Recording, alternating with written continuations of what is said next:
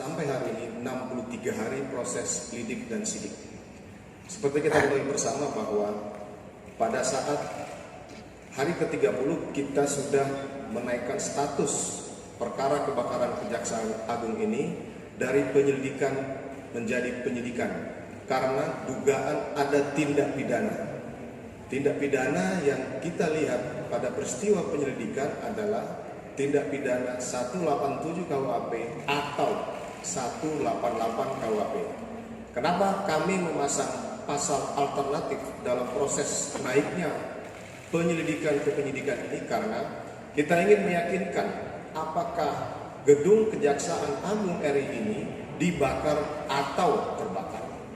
Proses penyidikan kemudian kita mulai dari melakukan analisa terhadap hasil olah TKP, hasil dari pemeriksaan interview dan barang bukti yang sudah kita sama-sama kumpulkan, kita sama-sama olah bersama dengan Kapus Lafor dan beberapa ahli yang kita libatkan dalam proses penyelidikan.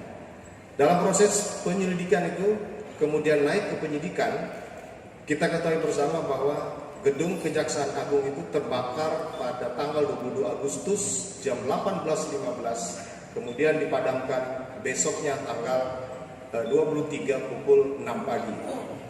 Dari hasil penyelidikan dan penyidikan yang kami lakukan bahwa penyebab kebakaran di gedung Kejaksaan Agung bukan karena hubungan arus pendek, tapi karena open flame. Open flame ini atau nyala api terbuka. Nyala api terbuka ini menurut keterangan ahli itu bisa disebabkan oleh dua. Yang pertama karena bara api atau karena penyulutan api. Sehingga dari situlah kemudian penyidik menerapkan pasal alternatif untuk melihat apakah ini disengaja atau tidak disengaja. Semua kemungkinan-kemungkinan dari hasil penyelidikan ini kita naikkan ke penyidikan untuk memastikan apakah ini dibakar atau terbakar. Dari proses penyidikan yang kita lakukan, kemudian kami bisa sampaikan bahwa asal mula api di gedung Kejaksaan Agung tersebut berasal dari Aula Biro Kepegawaian lantai 6. Kenapa penyidik menyimpulkan bahwa awal mula api di lantai 6 Aula Biro Kepegawaian berdasarkan keterangan saksi yang melihat pertama kali api, kemudian saksi yang pertama kali memadamkan, kemudian saksi yang ada pada saat kejadian di tanggal 22. Ada 64 saksi yang kita periksa dari proses penyidikan ini. Kemudian kita bisa simpulkanlah bahwa asal api tersebut berasal dari lantai 6 Biro Kepegawaian. Selanjutnya, yang selain keterangan saksi-saksi yang bisa menjelaskan bahwa asal mula api berada di lantai 6 Biro Kepegawaian, juga kita meminta bantuan kepada ahli kebakaran dari IPB untuk menggunakan satelit yang bisa mengetahui titik api awal. Satelit ini biasa digunakan untuk mengecek kebakaran di lahan. Ini bisa menembus dan mengetahui dari mana titik api.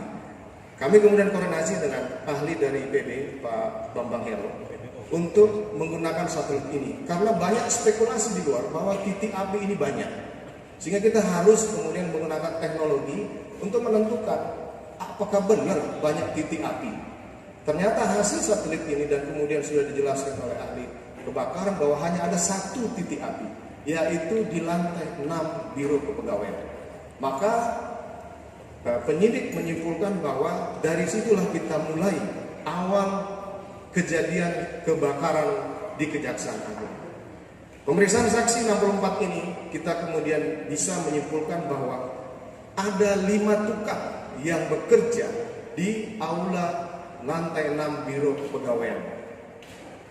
5 tukang ini sedang melakukan pekerjaan di ruangan lantai 6 Biro Kepegawaian. Kemudian apa aktivitas mereka?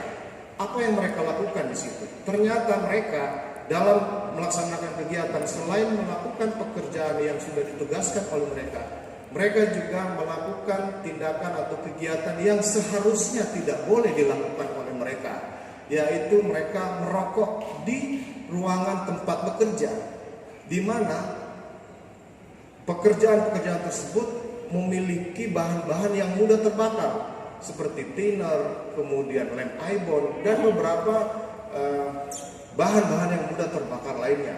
Sehingga kesimpulan penyidik bahwa penyebab awal kebakaran di lantai 6 Aula Biro Kepegawaian adalah karena kelalaian dari 5 tukang yang bekerja di ruangan aula lantai 6 tersebut. Harusnya tidak melakukan kegiatan merokok karena tahu itu bahan berbahaya, tapi kemudian tetap melakukan. Kemudian ada yang bertanya, apakah rokok kemudian bisa menyebabkan kebakaran begitu besar? Kami sudah mendalami, melakukan koordinasi, melakukan pemeriksaan dan rapat dengan ahli dari UI, Pak Yulianto. Beliau melakukan percobaan, apakah memang rokok ini bisa menyulut api. Seperti kita ketahui, nanti akan dijelaskan oleh ahli bahwa open flame ini bisa disebabkan oleh bara api atau nyala api. Nah, kemudian bara api ini bisa berasal dari rokok, dan itu sudah dilakukan percobaan 2 kali oleh beliau. Nanti akan dijelaskan bahwa dengan kandungan bahan-bahan yang ada di polybag di ruang lantai 6 yang kemudian menyulut terbakarnya, ini yang bisa menguatkan kami bahwa tukang-tukang itulah yang kemudian menyebabkan terjadinya awal api di lantai 6 Biro Kepegawaian. Kemudian lanjut proses penyidikan. Kenapa kemudian bisa api ini menjalar ke seluruh gedung? Dari hasil pemeriksaan dan penyidikan serta olah TKP dari Puslapor dan ahli kebakaran, ternyata di gedung Kejaksaan Agung itu menggunakan alat pembersih yang tidak sesuai dengan ketentuan, di mana ada minyak lobby yang biasa digunakan oleh cleaning service di setiap gedung, di setiap lantai untuk melakukan pembersihan. Setelah Puslapor kemudian melakukan pengecekan temuan-temuan adanya fraksi solar dan thinner di setiap lantai, kemudian kita lakukan penyidikan dari mana barang ini berasal. Dari situlah kemudian kita bisa menyimpulkan bahwa yang mempercepat atau akseleran terjadinya penjalaran api di gedung kejaksaan itu adalah adanya penggunaan minyak lobby atau alat pembersih lantai yang bermerek Top Cleaner. Dan setelah kita lakukan pendalaman, Top Cleaner ini tidak memiliki izin edar, sehingga dari penyidik itu terima kasih sudah nonton. Jangan lupa like, subscribe, dan nyalakan lonceng notifikasinya ya. Direktur Utama menetapkan APM dan PPK dari Kejaksaan Agung juga hari ini kita tetapkan sebagai tersangka yang harus bertanggung jawab terkait dengan penjalaran api yang begitu cepat yang terjadi di Kejaksaan Agung. Itu yang mungkin bisa kami sampaikan kepada rekan-rekan secara teknis. Kami mengambil semua kemungkinan-kemungkinan yang terkait dengan apakah ini dibakar ataupun terbakar. Tapi pada sampai hari ini kami simpulkan dari fakta-fakta hasil pemeriksaan ahli dan temuan-temuan di TKP bahwa kebakaran Kejaksaan Agung karena adanya kelalaian orang-orang yang bekerja, kemudian adanya kelalaian dalam memilih bahan-bahan yang mudah terbakar yang tidak seharusnya dibakar.